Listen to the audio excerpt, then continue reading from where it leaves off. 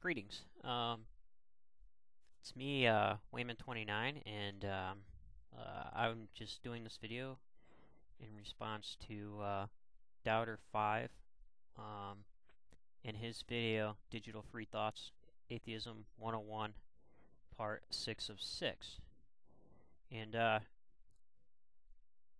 still see myself as a Christian. However, I'm probably not a very good Christian with the way I think as far as the theology on how I'm supposed to think.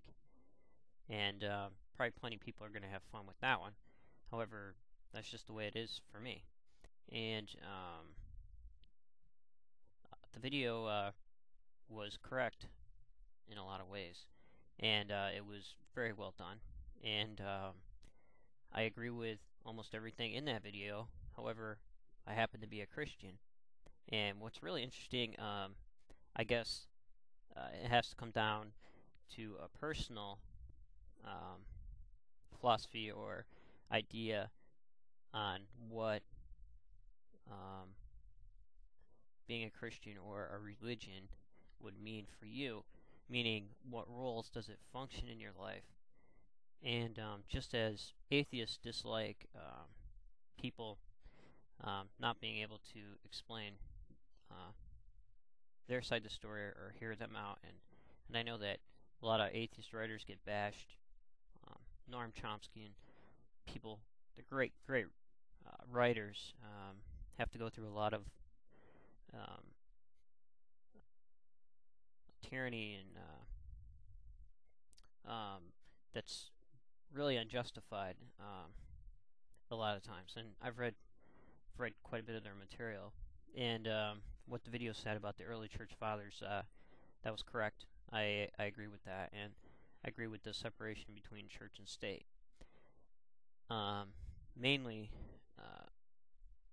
what happens is when a religious power gets in the government, they forget they have to take care of the people that disagree with them also.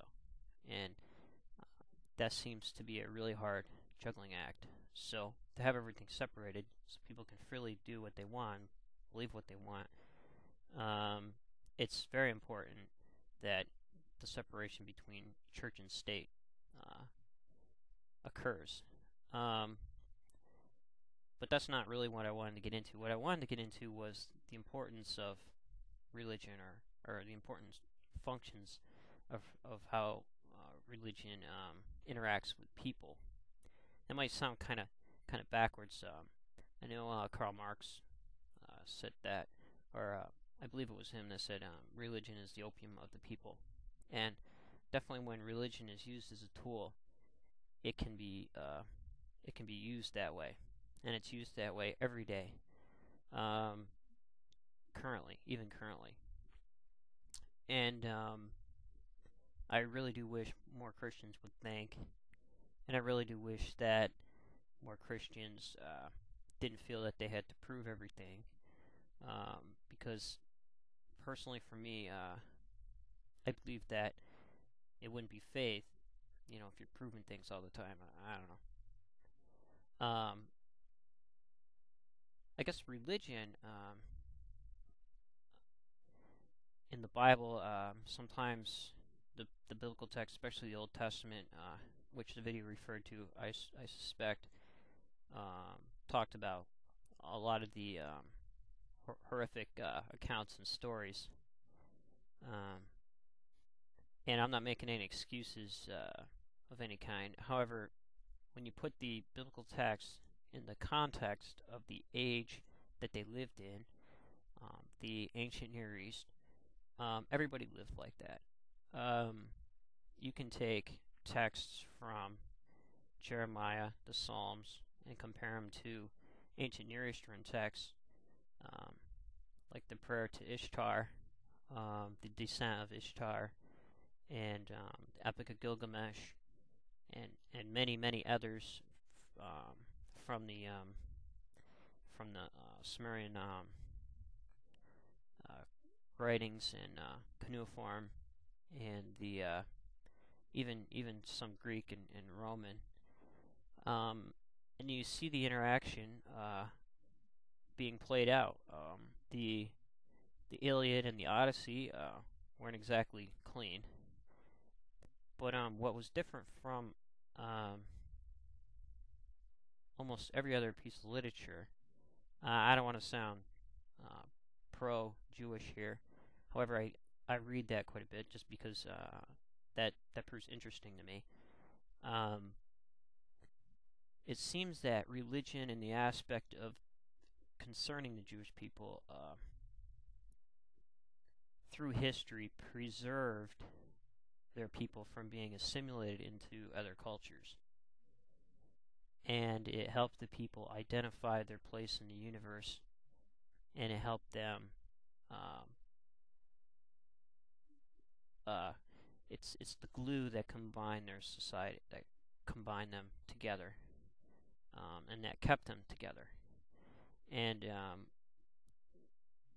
these were very educated people, just as Sophocles was from the Greek side, or a lot of the writers of the ancient Near Eastern texts. A lot of the texts were patterned after those writing techniques, treaty forms, and things like that. So it's a story of a people that, while in captivity and thereafter, they could go back and read, and that bound them together as a national identity. Just like why our kids are taught American history today. I don't believe that the biblical text should be used as a science book, because it wasn't meant to be used as a science book. I'm not too sure how many people have read the text of Joseph Campbell, and he had a book out, Power of the Myth, and the Mask of God series. Those were really good books explaining the importance of mythology. And he explains the terminology of mythology, because a lot of times that's misleading. People believe that, they're fairy tales. But mythology isn't only fairy tales. Mythology is a tool that helps people to get from point A to point B. And I don't necessarily believe it's always used as a crutch. Many times it can be. However, many great pieces of literature have been created by the inspiration of really intelligent people across the board for all religions. And it's kind of humorous that I'm a Christian. However, the best definition that I've got of God was from one of the readings in the Upanishads. And one of the best interactions between God and men, and the whole inner turmoil that comes with your faith and your religion and your place and your role in life and what you should do, doesn't come from the Bible. For me personally, it comes from the Bhagavad Gita. That might sound strange coming from a Christian. Viewing all these ancient Near Eastern texts, I believe that a lot of times they did the best they could with what they had. Not necessarily that was considered a science back then. However, just like views change today, I think that mythology changes and continues to change, and it has to change. And I think that when people talk about religion, they need to put it into context a little bit better. And I don't know if I'm probably just rambling here, but hopefully I explained it a little bit on at least one of the important aspects of religion and what it can do for people. And especially in primitive tribes, like Native American tribes and some of the earlier African tribes, even in the budding civilizations, you find some aspect of religion being carried out as far as tribal groups. And one of the fully developed religions, Egyptian religion, which influenced, I believe, where a lot of our ideas come from today. If not a lot, maybe a little, but at any rate, I really enjoyed the video.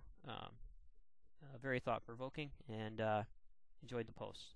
Take care.